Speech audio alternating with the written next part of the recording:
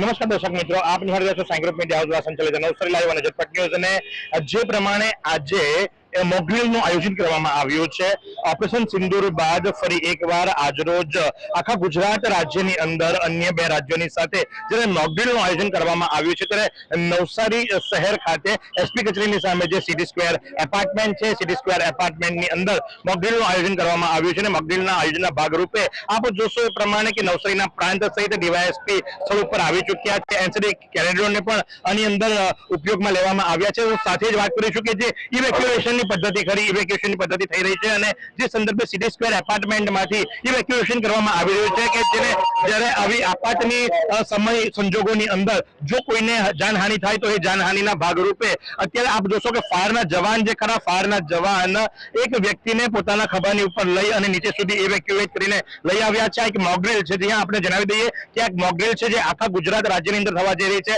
સાથે જ જો વાત કરવામાં આવે તો રાજસ્થાન અને પંજાબની અંદર પણ મોકડ્રીલનું આયોજન કરવામાં આવ્યું છે। આ વ્યક્તિને જે પ્રમાણે આપ જોશો એ પ્રમાણે કે હાથની અંદર લાગ્યું છે અને માથાના ભાગની અંદર લાગ્યું છે અને જે પરિસ્થિતિને પહોંચી વળવા માટે જો હકીકતમાં આવી ઘટના બને તો કઈ રીતે એક્ટ કરવું, કઈ રીતે કામગીરી કરવી, જેના ભાગરૂપે આપ જોશો તો હાલ જે ખરા ફાયરના જવાન એ વ્યક્તિને ઇન્જર્ડ વ્યક્તિને પોતાના ખભાની ઉપર લઈ અને નીચે સુધી આવી પહોંચ્યા છે અને આ રીતે આખી મોકડ્રીલનું આયોજન કરવામાં આવશે। 5 વાગે સાયરન વગાડવાનું હતું, 5 વાગે સાયરન વાગી ચૂક્યું છે, પહેલું સાયરન 5 વાગે વાગ્યું છે। આજે જો વાત કરવામાં આવે તો બીજા વ્યક્તિને પણ અત્યારે જે છે ફાયરના જવાન ઇવેક્યુએટ કરીને લઈને આવી રહ્યા છે અને આ પણ ઇવેક્યુએશનનો એક ભાગ છે કે જો આવી કોઈ ઘટના થાય, હવાઈ હુમલો થાય તો હવાઈ હુમલાને કઈ રીતે પહોંચી વળવું અને હવાઈ હુમલાને પહોંચવા માટેના જે તબક્કાવાર લોકોને જાગૃતતા આવે એ ભાવનાથી અને જે પ્રમાણે આપ જોવો છો કે ભોંગડા ઉપરથી પણ એનાઉન્સમેન્ટ કરવામાં આવી રહ્યું છે અને આ રીતે તમે જુઓ તો ફાયરની ગાડીઓ આવી ચૂકી છે। દાખલા તરીકે કોઈ હવાઈ હુમલો થાય અને હવાઈ હુમલાને પહોંચવા માટે જે ફાયરના જવાનો તૈનાત હોય, જે ઇમરજન્સી સ્ટાફ તૈનાત હોય અને એ કઈ રીતે કામ કરે એ વસ્તુને આપ જોઈ શકો છો કે નવસારી મહાનગરપાલિકાની જે ફાયરની ગાડીઓ છે એ પણ ઘટના સ્થળ પર આવી પહોંચી છે, પાછળ એમ્બ્યુલન્સ આવી પહોંચી છે, ઇવેક્યુએશનની પ્રક્રિયા હાલ ચાલી રહી છે, સ્ટ્રેચર આવી ગઈ છે, વ્યક્તિને લઈને આવી જવામાં આવ્યા છે। આ વ્યક્તિને પગમાં લાગ્યું છે, પેલા વ્યક્તિને આપણે બતાવ્યું એ મુજબ હાથમાં લાગ્યું હતું અને ઇવેક્યુએશનની પ્રક્રિયા હાથ ધરવામાં આવી છે અને આ પરિસ્થિતિને પહોંચી વળવા માટે આપ જોશો એ મુજબ કે હાલ પ્રક્રિયા ચાલુ થઈ ગઈ। ત્યારબાદ આપ જોશો તો નવસારીના કલેક્ટર મેડમ, નવસારીના કલેક્ટરની સાથે આપ જોશો તો નવસારીના એસપી સાથે જ નવસારી મહાનગરપાલિકાના જે કમિશનર છે દેવ ચૌધરી અને પહેલેથી જ અમને આપને બતાવી ચૂક્યા છે કે પ્રાંત અધિકારી તો આવી ચૂક્યા હતા અને આ ઘટનાક્રમ આખું જે ખરું એ આખા ઘટનાક્રમને અહીં બતાવવામાં આવી રહ્યો છે કે જ્યારે કોઈક ઇમરજન્સીની સિચ્યુએશન થાય અને ઇમરજન્સીની સિચ્યુએશનની અંદર જો કોઈ પરિસ્થિતિ બને તો એને કઈ રીતે પહોંચી વળવું અને એ ઘટનાને પહોંચી વળવા માટે મોકડ્રીલ કરવામાં આવે છે। 5 વાગ્યાનો નિયત સમય હતો, 5 વાગ્યાના નિયત સમય પ્રમાણે મોકડ્રીલની શરૂઆત કરી દેવામાં આવી છે। મોકડ્રીલની શરૂઆત બાદ જો જણાવીએ સાયરન વગાડવામાં આવ્યું, સાયરન વાગતાની સાથે જ ફાયરના જવાનો એનસીડી કેરેડો સિટી સ્ક્વેર એપાર્ટમેન્ટમાં ગયા, ત્યાં 2 વ્યક્તિઓ ઇન્જર્ડ હતા, એ ઇન્જર્ડ વ્યક્તિઓને લઈ અને નીચે આવી ગયા અને લાવ્યા બાદ એમને એમ્બ્યુલન્સની અંદર શિફ્ટ કરવામાં આવી રહ્યા છે। તમામ અધિકારીઓ જે ખરા ઘટના સ્થળે આવી પહોંચ્યા છે। સાથે જ જો વાત કરવામાં આવે તો નવસારીના ધારાસભ્ય પણ આવી પહોંચ્યા છે અને સાથે આખો ઘટનાક્રમ કઈ રીતે થાય છે અને આ રીતે કઈ રીતે પહોંચી વળવું અને ઇવેક્યુએટ કઈ રીતે કરવા એ બાબતની માહિતી આપવામાં આવી રહી છે। તો પણની અપડેટ આપતા રહીશું નિહાળતા રહો નવસારી લાઈવ।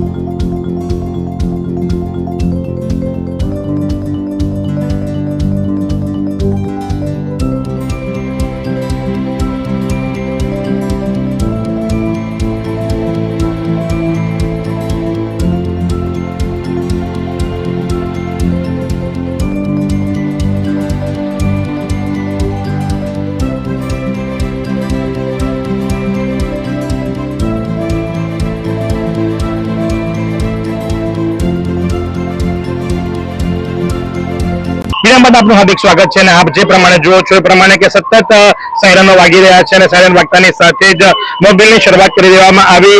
ઘાયલ જે વ્યક્તિઓ છે, ઘાયલ વ્યક્તિઓને એમના નિયત સ્થળ સુધી એક્યુએટ કરવા માટે, સાથે જ જો વાત કરવામાં આવે તો ઘાયલ વ્યક્તિઓને સારવાર આપવા માટે, ઘાયલ વ્યક્તિઓને હોસ્પિટલ સુધી પહોંચાડવા માટેની તજવીજ પણ હાથ ધરવામાં આવી છે અને જેના સંદર્ભે આપ જોશો તો હાલ આ પ્રક્રિયાને ઉપયોગમાં લેવામાં આવી રહી છે. પોલીસ તંત્ર, સિવિલ ડિફેન્સના વોલેન્ટિયરો, એનસીસી કેડેટો સૌ કોઈ જે ખરા આની અંદર જોતરાયા છે. તો તાત્કાલિક ધોરણે કેટલી ઝડપથી, કેટલી અસરકારક રીતે આપણે આ કામ કરી શકીએ. સ્પોટ નક્કી કરી દેવામાં આવ્યો હતો, સ્પોટ નક્કી કરવામાં આવ્યો હતો અને એ સ્પોટ હતો સિટી સ્ક્વેર એસપી ઓફિસની સામે વાળો. પણ મહત્વની વાત એ છે કે આ ઘટનાક્રમ જ્યારે ચાલી રહ્યો હતો ત્યારે સતત સાયરનો વાગી રહ્યા છે, સતત ગાડીઓ આવજાવ થઈ રહી છે, પણ ટ્રાફિક કંટ્રોલમાં નથી આવી રહ્યો. એક માઇનસ પોઈન્ટ ચોક્કસપણે હું સ્પષ્ટ જણાવીશ કે સ્થળ નક્કી કરી દેવામાં આવ્યું હતું, ટાઈમ નક્કી કરી દેવામાં આવ્યો હતો, રસ્તો ચાલુ રાખવામાં આવ્યો છે, રસ્તો ચાલુ છે, જેને કારણે લઈ અને ટ્રાફિક સમસ્યા જે ખરી એ નડતરરૂપ થઈ રહી છે. ટ્રાફિકને કંટ્રોલ કરવામાં નેજા આવી રહ્યા છે એ સ્પષ્ટપણે દેખાય છે. અને માની લો કે હકીકતની અંદર જો આ ઘટનાક્રમ બને તો ત્યારે કોણ જવાબદાર થાય? કારણ કે આ તો મોક ડ્રીલ છે, મોક ડ્રીલની અંદર કોઈનો જીવ નથી જવાનો. પણ ન કરે નારાયણને જો આવી ઘટના બને તો આવા રસ્તા ઉપરથી ઇવેક્યુએશન કેવી રીતે કરાવવું એ બહુ મહત્વની વાત છે. સાથે જ બાજુમાં ડેપો છે, એનસીસી કેડેટો અને સિવિલ ડિફેન્સના જે વોલેન્ટિયરો છે હાલ ડેપો તરફ વધી રહ્યા છે. ડેપોમાંથી ઇવેક્યુએશન કેવી રીતે કરાવવું એને પણ ધ્યાનમાં લેવાની તજવીજ હાથ ધરવામાં આવી છે. અહીંયા તમે જુઓ તે પ્રમાણે કે સ્થળાંતર કરવાનું હોય છે, ઇવેક્યુએશન કરવાનું હોય છે અને ઇવેક્યુએશનની પ્રક્રિયાની અંદર આપ જોશો એ મુજબ હવે બાજુમાં જ ડેપો છે તો ડેપોમાંથી પણ ઇવેક્યુએશન કેવી રીતે થઈ શકે, ત્યાંથી લોકોને સલામત સ્થળે કેવી રીતે ખરાવી શકાય એ બધી માહિતી આપવામાં આવી રહી છે. સતત જે ખરું મોનિટરિંગ ચાલી રહ્યું છે અને મોનિટરિંગની અંદર લોકોને જણાવવામાં આવી રહ્યું છે કે જે એસેમ્બલ પોઈન્ટ ગણવામાં આવતા હોય છે, કોઈ પણ આવી ઘટના બને તો ત્યારે એક એસેમ્બલ પોઈન્ટ બનાવવામાં આવે છે અને એ એસેમ્બલ પોઈન્ટની ઉપર લોકોએ પહોંચવાનું હોય છે. એ એસેમ્બલ પોઈન્ટ એવો હોય છે કે ત્યાં સુરક્ષિત લોકો ઉભા રહી શકે, એસેમ્બલ થઈ શકે અને એ સ્પોટ જે ખરો એ ડિફાઇન કરવામાં આવ્યો હોય છે, આઈડેન્ટિફાઈ કરવામાં આવ્યો હોય છે પહેલેથી, અને આઈડેન્ટિફાઈ કરેલો જે સ્પોટ હોય છે એ સ્પોટની ઉપર લોકો એકત્ર થવાનો હોય છે. તો હાલ આપ જોશો એ પ્રમાણે કે એક બાજુનો રસ્તો રોકી દેવામાં આવ્યો છે પણ બીજી બાજુ રસ્તો હજુ પણ યથાવત છે. આ મુખ્ય માર્ગ છે અને આ મુખ્ય માર્ગની અંદર ઇવેક્યુએશનની પ્રક્રિયા બાદ જે એસેમ્બલ પોઈન્ટ દર્શાવવામાં આવ્યો છે એ જુનાઠાણાનો એસેમ્બલ પોઈન્ટ છે અને જુનાઠાણા ખાતે જે ઇંગ્લિશ મીડિયમની સ્કૂલ છે એ ઇંગ્લિશ મીડિયમ સ્કૂલ ખાતે ઇવેક્યુએશન થયા બાદ એસેમ્બલ પોઈન્ટ જે ખરો એસેમ્બલ પોઈન્ટ ખાતે હાજર થવા માટે સૌને જણાવી દેવામાં આવ્યું છે અને આ પ્રક્રિયા જે ખરી એ રીતે આગળ ચાલી રહી છે. તો પડે માહિતી આપતા રહેશું. નિહાળ નવસારી લાઈવ. નવસારીમાં રાહત દરે ઉત્તમ સારવાર મેળવવાનું સ્થળ એટલે Kejal life in multi speciality hospital, જ્યાં સામાન્ય ઓપીડી ઉપરાંત સર્જિકલ, બાળરોગ, સ્ત્રી રોગ, ઓર્થોપેડિક જેવા વિવિધ વિભાગોના નિષ્ણાંત તબીબો, અત્યાધુનિક સુવિધાઓ સાથેનું આઈસીયુ તેમજ મા કાર્ડ અને આયુષ્માન કાર્ડ હેઠળ સારવાર ઉપલબ્ધ છે. તો આ હોસ્પિટલનું સરનામું નોંધી લો. નેશનલ હાઈવે નંબર 48, સ્વામિનારાયણ મંદિર સામે, કબીલપુર, નવસારી. અને વધુ માહિતી માટે સ્ક્રીન પર દેખાતા નંબર પર સંપર્ક કરો. વિરામ બાદ આપનું હાર્દિક સ્વાગત છે. અને જે એસેમ્બલ પોઈન્ટ બનાવવામાં આવ્યો છે કે જ્યારે કંઈક આવી ઘટના બને તો એ ઘટનાના સમયે એસેમ્બલ પોઈન્ટની ઉપર પહોંચવાનું હોય છે અને આપ જોશો એ પ્રમાણે કે કલેક્ટર મેડમ હોય, એસપી સર હોય કે ત્યાર પછીથી ધારાસભ્ય હોય કે ત્યાર પછીથી કમિશનર હોય, સૌ કોઈ જે ખરા એ પોઈન્ટ સુધી પહોંચી રહ્યા છે. ત્યારે પણ અમે કોશિશ કરી રહ્યા છે. સર, जो है तो मॉकड्रिल चल रही है, मॉकड्रिल के दरमियान क्या जिम्मेदारी रहती है पुलिस की और किस तरह से लोग उनको सपोर्ट कर सकते हैं, इसके बारे में आप क्या बताएंगे? अभी ऑपरेशन शील्ड के अंतर्गत सिविल डिफेंस की ये मॉक ड्रिल आयोजन करने में आ रही है. सिविल डिफेंस की टोटल 12 इकाइयां होती है. उस इकाई के अंदर अलग अलग डिपार्टमेंट अपना अपना काम करते हैं. इसके अंदर फायर डिपार्टमेंट है, पुलिस डिपार्टमेंट है, जुदे जुदे डिपार्टमेंट है.